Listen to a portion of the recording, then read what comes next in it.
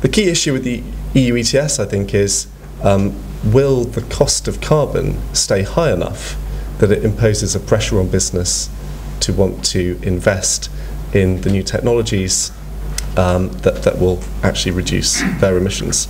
And I had a quick look yesterday, and the cost of carbon is currently around the 28, in fact gone up to about 30 euros per tonne, reasonably steady at the moment.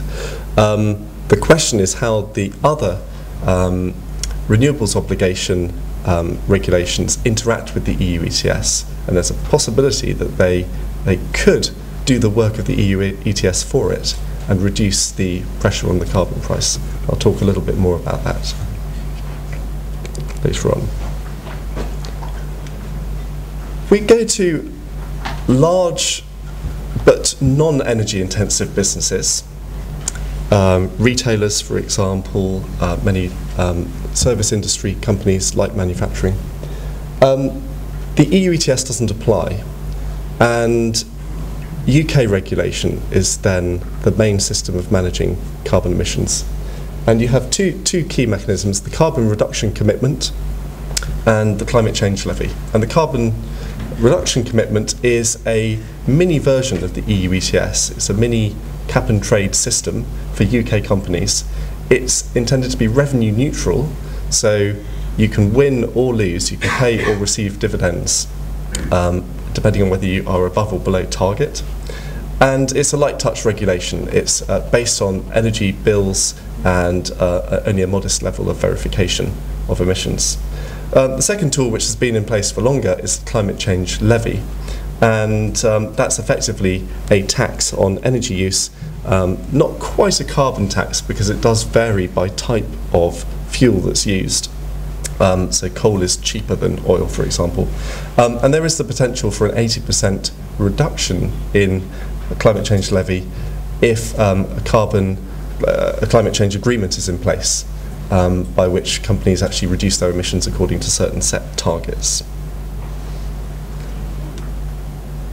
If we look at buildings emissions, that huge category, both commercial and consumer, there's a mix of European legislation that is driving the overall picture in the UK, and then specific regulations here in the UK. So we have the Energy Performance of Buildings Directive, which provides a common methodology to measure energy performance, provides minimum energy performance standards. It has determined the energy performance certificates and display energy certificates that we will be adopting, and specific boiler and air conditioning standards. And in the UK, those are then implemented through the Part L regulations, which increase their targets every 5 years. We also see it in planning regulations, and it's increasingly likely that to obtain plans for major developments, a proportion of renewables is required in the plans. There is the ambition for all new buildings, all new commercial buildings in 2019 to be carbon neutral.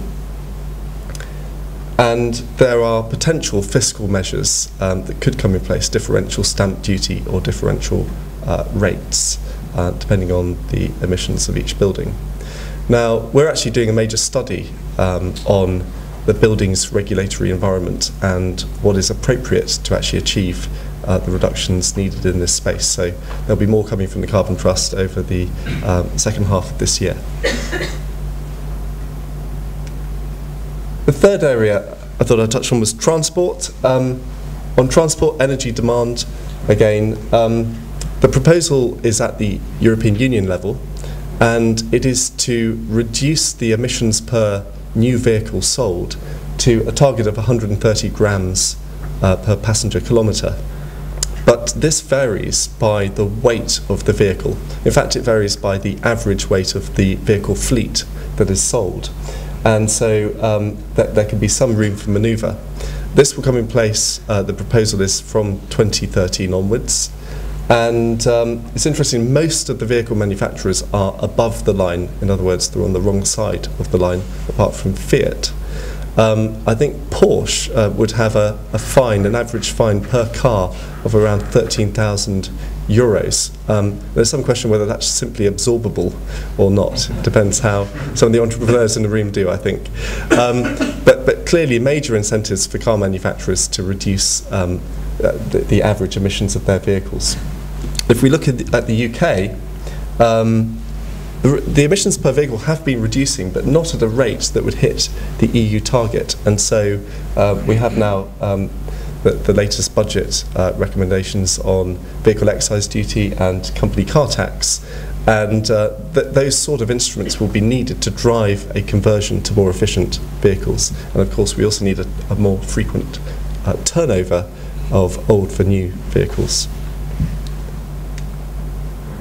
Finally, switching from energy demand to energy supply, this is from the carbon dioxide emissions perspective. What we can see is that the emissions are in three major categories: power generation, heat, transport, roughly a third. You can see that coal, gas and oil are all significant.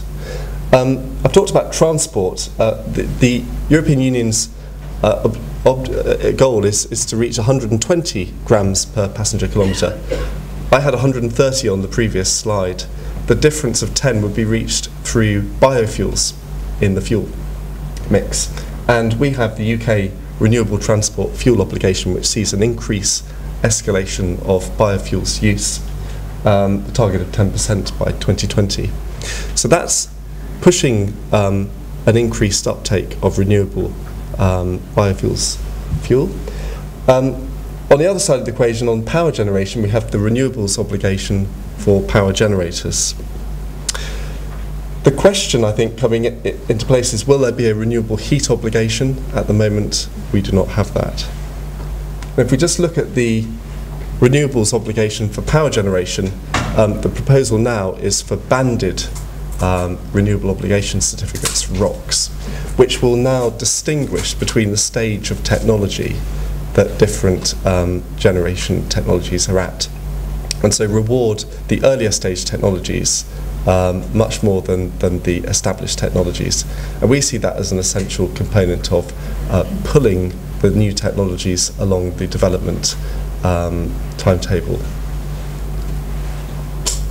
That was all I wanted to touch on. I'll just touch on this last slide, which is to say that regulation is vital to setting the landscape by which new technology is delivered and by which we tackle climate change.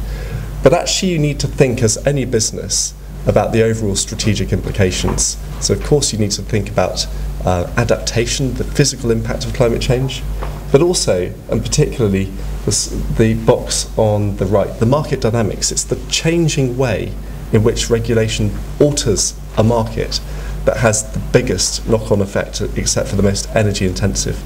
And in a study that we've done of a number of companies that we've worked with on a private basis, you can see the regulation yellow dots tend to be high probability but of lower impact. But it's the knock-on effects to market dynamics that can be most significant. And so this is not just about energy emissions, it's also about the whole change in strategy. Thank you very much.